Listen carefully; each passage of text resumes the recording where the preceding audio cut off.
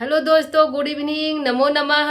आप सभी का आपके अपने यूट्यूब चैनल एमएस क्लासेस 1 में मैं माला मैम आप सभी का हार्दिक स्वागत और अभिनंदन करती हूँ। दोस्तों, हमारी जो क्लास है प्रश्नोत्तरी की चल रही है, ठीक है। और प्रश्नोत्तरी हमारी जो है नीति शतकम पे है, जो भर्तृहरि की रचना है, ठीक है दोस्तों।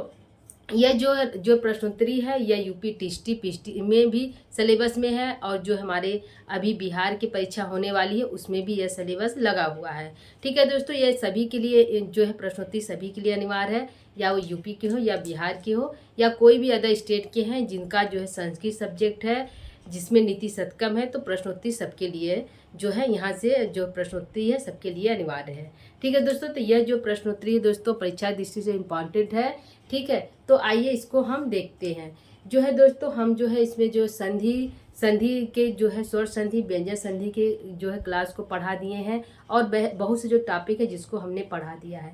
यदि आप उसको देखना चाहते हैं, प्राप्त करना चाहते हैं, तो या तो आप सर्च के द्वारा एमएस क्लासेस 1 के द्वारा सर्च करके प्राप्त कर सकते हैं, या भी सर्च करके आप जो है उसको जो है प्लेलिस्ट के द्वारा जाकर उसको देख सकते हैं, ठीक है दोस्तों।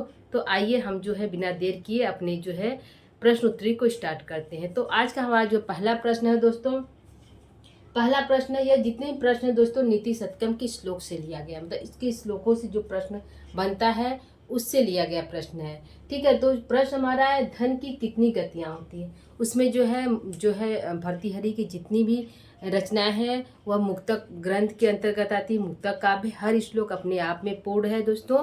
तो ये इसमें है कि इसमें पूछा गया एक श्लोक है जिसमें है कि धन की कितनी गतियाँ होती हैं। तो धन की 3 गतियाँ होती हैं दोस्तों, ठीक है। धन की 3 गतियाँ होती हैं, या तो उसका भोग करो, या तो इसका दान करो, या तो ना भोगम नाशम दानम। या तो वह इसका धन का यदि आप भोग नहीं करते हैं तो उसका दान करिए, यदि ना दान नहीं करते हैं तो धन स्वतः नष्ट हो जाता है। तो धन की 3 गतियाँ होती है। भर्तृहरि ने जो है धन की 3 गतियाँ बताई है, भोगम नाशम और जो है दानम, भोगम दानम नाशम, ठीक है। 3 गतियाँ हैं। तो प्रश्न हमारा है धन की कितनी गतियाँ हैं दोस्तों, तो 3 गतियाँ हैं, ठीक है दोस्तों। आंसर क्या है, 3 है, ठीक। धन की कितनी गतियाँ होती हैं, तो 3 गतियाँ होती हैं, ठीक है। 3 गतियाँ होती हैं, ठीक। अगला प्रश्न है दोस्तों, भर्तृहरि के अनुसार सभी गुण आश्रय लेते हैं। भर्तृहरि के जो है ना उन्होंने कहा कि जो हमारा अर्थ पद्धति जो है उसमें कहा गया है कि सभी व्यक्ति के जितने भी गुण है वह व्यर्थ है यदि उसके पास धन नहीं है। तो यहाँ पे है कि जो है श्लोक है अर्थ पद्धति से लिया गया है कि भर्तृहरि के अनुसार सभी गुण किस पर आश्रय लेते हैं, तो धन पर आश्रय लेते हैं, ठीक है। व्यक्ति के जितने भी गुण है यदि उसके पास धन है तो वह जैसा भी है उस पर वो मतलब वो अच्छा है, यदि उसके पास धन नहीं है तो वो बेकार है। तो यही है इस लोक प्रश्न का आंसर। भर्तृहरि के अनुसार सभी गुण जो है धन का आश्रय लेते हैं। क्या है, धन पर आश्रय लेते हैं, धन का आश्रय लेते हैं। किसका आश्रय लेते हैं, धन का आश्रय लेते हैं, धन का आश्रय लेते हैं, आश्रय लेते हैं, ठीक है दोस्तों, लेते हैं। यह जो है अर्थ पद्धति से प्रश्न है, ठीक। अगला प्रश्न है, भर्तृहरि के अनुसार कुल का नाश होता है, ठीक है। भर्तृहरि के अनुसार कुल का नाश होता है। यहाँ भर्तृहरि के अनुसार सभी गुण आश्रय लेते हैं, तो सभी गुण जो है धन पर आश्रय लेते हैं। गतियाँ कितनी, 3 है। यहाँ पे है भर्तृहरि के अनुसार कुल का नाश होता है। तो कुल का नाश कैसे होता है, यदि कुल में कोई जो है कुपुत्र पैदा हो जाए, अच्छा पुत्र पैदा न हो, तो वह जो है कुल का नाश कर देता है। यदि किसी के पास पुत्र नहीं है तो वह बिना एक ही उसके पास दुख है, उसके पास पुत्र नहीं है। यदि पुत्र होते हुए भी वो कुपुत्र निकल गया, अच्छा पुत्र नहीं है, तो वह जो है वंश का नाश कर देता है। यही प्रश्न है, भर्तृहरि के अनुसार कुल का नाश होता है तो किससे होता है, कुपुत्र से होता है। किससे होता है दोस्तों, कुपुत्र से जो होता है वंश का नाश हो जाता है, ठीक है। आंसर क्या है, कुपुत्र से,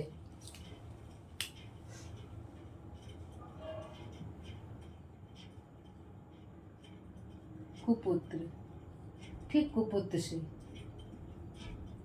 अगला प्रश्न है, सैकड़ों प्रकार की चाटुकारिता से खाता है, ठीक। एक श्लोक है कि सैकड़ों प्रकार की चाटुकारिता से कौन खाता है। तो जो भर्तृहरि ने श्लोक कहा है कि जो कुत्ता होता है वह जो है अपने मालिक के आगे पीछे घूमता रहता है, और यदि वह नहीं कुछ कुछ देता है तो खाकर अपने पेट को दिखाता है। लेकिन जो हाथी है वो स्वाभिमानी होता है, वह सैकड़ों प्रकार से उसका जो मालिक है उसको कहता है कि खा लो, तब जाकर वो खाता है। तो सैकड़ों प्रकार की चाटुकारिता से कौन खाता है? जो स्वाभिमानी व्यक्ति होता है। ठीक है, यहाँ हाथी और हाथी से तुलना व्यक्ति की गई है जिसके अंदर स्वाभिमान है, आत्मसम्मान है। वह जो है उसकी जो है वह जो है सैकड़ों प्रकार की चाटुकारिता के बाद ही वह जो है कार्य को करता है या खाता है। तो यहाँ प्रश्न है, सैकड़ों प्रकार की चाटुकारिता से कौन खाता है? तो हाथी खाता है। कौन खाता है दोस्तों? हाथी खाता है।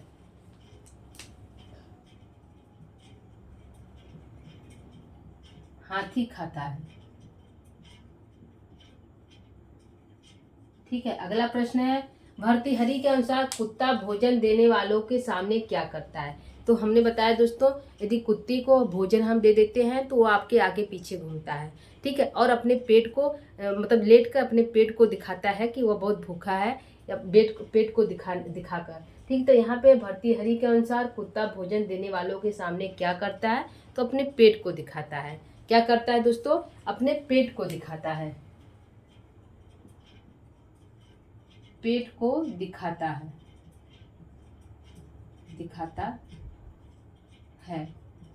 ठीक है, तो यहाँ व्यक्ति जो है भर्तृहरि कहते हैं कि यदि व्यक्ति बनो तो हाथी की तरह स्वाभिमानी बनो, कुत्ते की तरह जो है मत बनो जो अपने मालिक के आगे पीछे घूमता रहता है। ठीक, अगला प्रश्न है दोस्तों, कठिन असिधारा व्रत किसको कहते हैं? या इसका शाब्दार्थ है कि जो कठिन असिधारा व्रत जो है यह इसका किसको कहते हैं? तो कठिन असिधारा व्रत जो हम कहते हैं दोस्तों, यह जो है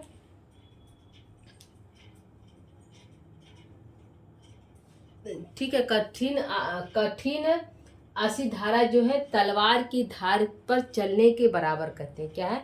तलवार की धार पर चलने के बराबर जो है कठिन असिधारा कहते हैं। तो तलवार की धार को क्या कहते हैं?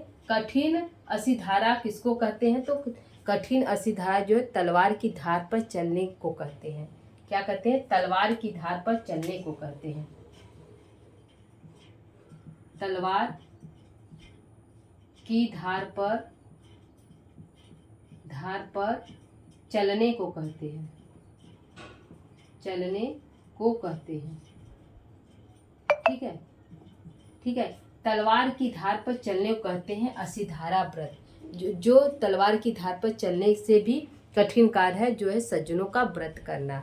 ठीक है, तो इसमें है कि यदि व्यक्ति है जो असिधारा व्रत है बहुत कठिन कार्य है, तलवार की धार पर चलने के बराबर उससे भी कठिन कार्य है सज्जनों का व्रत। ठीक है, अगला प्रश्न है, नीति शतकम का मंगलाचरण कैसा है? ठीक है दोस्तों, हमने जो है पिछले क्लास में हमने पढ़ा था कि नीति शतकम का जो है नीति शतकम के जो है भर्तृहरि नीति शतकम के मंगलाचरण में किस देवता की स्तुति की है? तो ब्रह्म की स्तुति की है। और इसमें प्रश्न है कि नीति शतकम का मंगलाचरण कैसा है? तो जो है नीति शतकम का मंगलाचरण ब्रह्म की स्तुति की गई है दोस्तों। तो नमस्कारात्मक मंगलाचरण है। क्या है? नमस्कारात्मक मंगलाचरण है और अनुष्टुप छंद में प्रयोग किया गया है। ठीक है दोस्तों, अनुष्टुप छंद में है, ब्रह्म की उपासना की गई है और नमस्कारात्मक मंगलाचरण है। क्या है दोस्तों? नमस्कारात्मक मंगलाचरण है।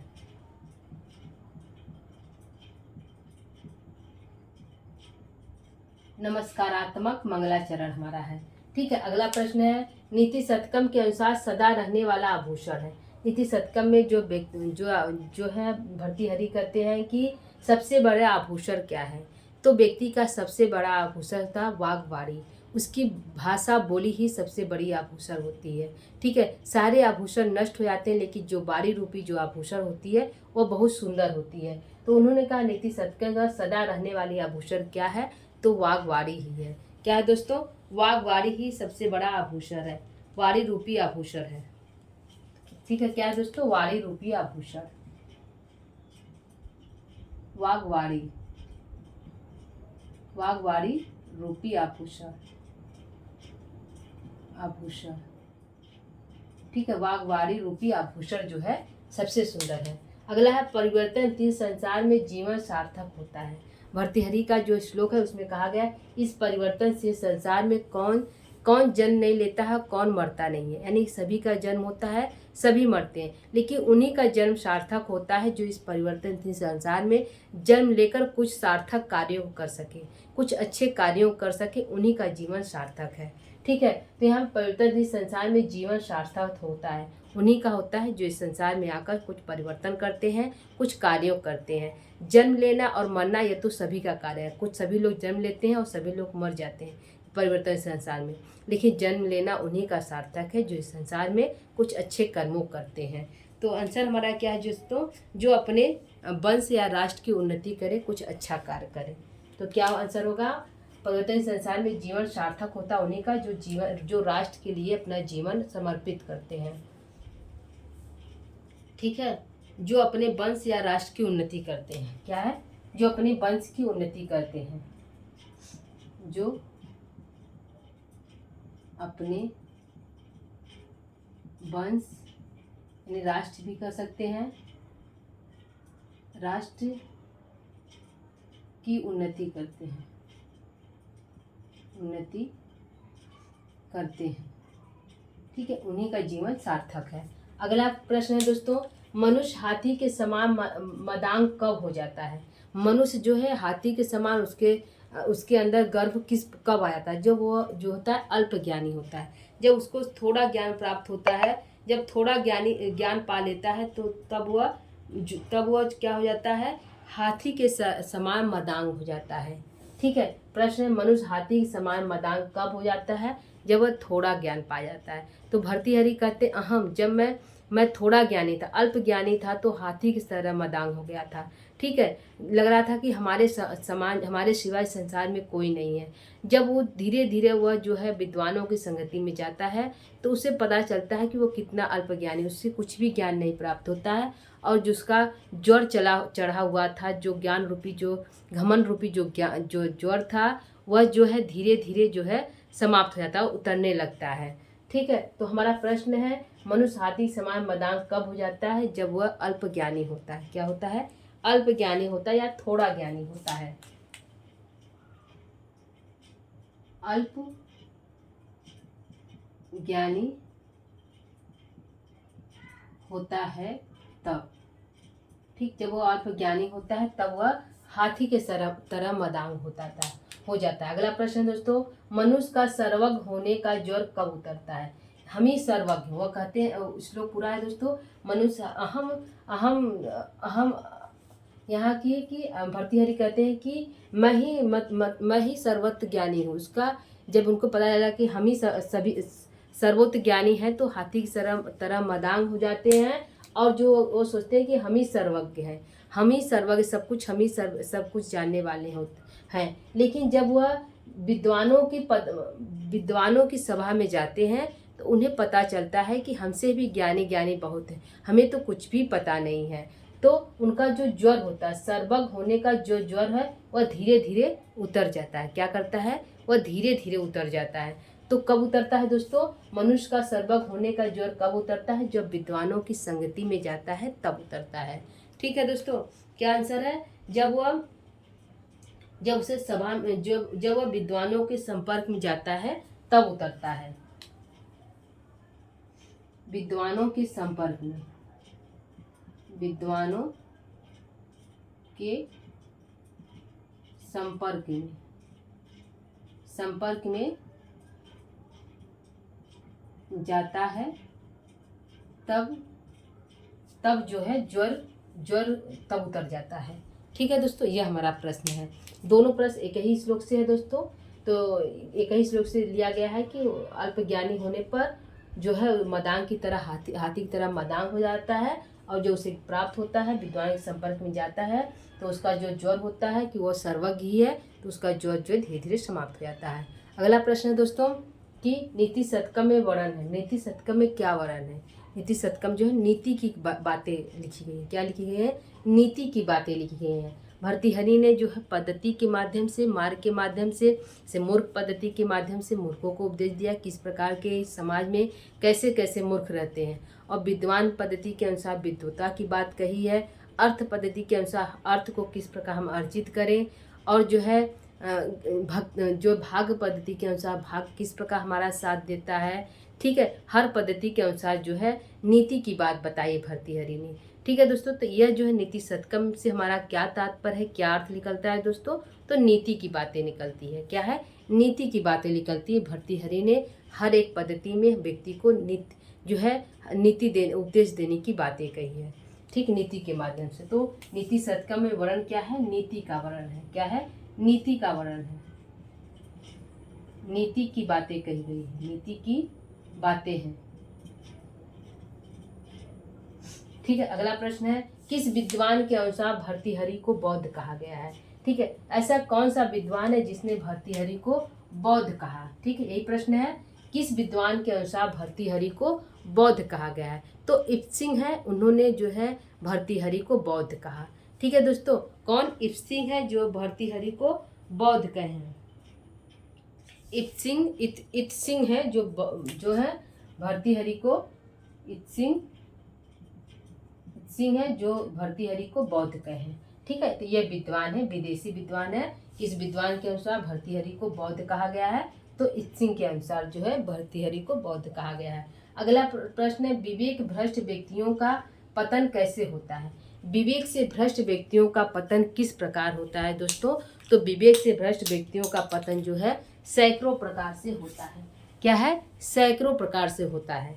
ठीक है दोस्तों, तो आंसर क्या है, सैकड़ों प्रकार से होता है। सैकड़ों प्रकार से होता है, सैकड़ों प्रकार से होता है। ठीक है दोस्तों, यह हमारा आंसर है। ये इस श्लोक में जो विवेक भ्रष्ट व्यक्तियों का पतन कैसे होता है, तो सैकड़ों प्रकार से होता है। इसमें भर्तृहरि ने कहा, एग्जाम्पल के माध्यम से कहा कि विवेक से भ्रष्ट व्यक्तियों का पतन सैकड़ों प्रकार से होता है दोस्तों। जैसे गंगा जो है स्वर्ग लोक में निवास करती है, वहाँ से वह जो उसको घमंड हो जाता है, उसका विवेक जो भ्रष्ट हो जाता है, तो वहाँ से जो है शिव के जो है जटा में धारण करती है, फिर वहाँ से उतरती है तो उसका पतन होता है, शिव की जटा में आती है, फिर शिव की जटा से जो हिमालय पे आती है, फिर उसका पतन होता है, फिर धीरे धीरे हिमालय से वो जो है पृथ्वी पे आती है, पृथ्वी से वो धीरे धीरे धीरे धीरे नालों इत्यादि के माध्यम से वो समुद्र में प्रवेश कर जाती है, यानी धीरे धीरे वहाँ पहुँच जाती है। तो उसका गंगा का जिस प्रकार पतन हुआ है, वह स्वर्ग से समुद्र में उसका स्थान हो गया, स्वर्ग से होते हुए समुद्र में आ गई। उसी प्रकार जो है यदि विवेक से व्यक्ति भ्रष्ट हो गया है, तो उसको गंगा की तरह है, इसका सैकड़ों प्रकार से पतन होता है, यह भर्तृहरि इस श्लोक में कहना चाहते हैं। ठीक है दोस्तों, तो यह हमारा प्रश्नोत्तरी हो गया। ठीक है, तो ये आज का हमारा प्रश्नोत्तरी दोस्तों। उम्मीद करती हूँ कि आपका जो हमारा पढ़ाना आपको समझ में आया होगा, यह प्रश्नोत्तरी में समझ में आया होगा दोस्तों। यह प्रश्नोत्तरी हर एग्जाम में जो है इसको रखा गया है, यूपी टीएसटी हो या बिहार हो, किसी भी जो है स्टेट का पेपर हो रहा है, यदि उसमें संस्कृत है, उसमें नीति शतकम है, तो वहाँ से प्रश्नोत्तर सबके लिए इम्पॉर्टेंट है।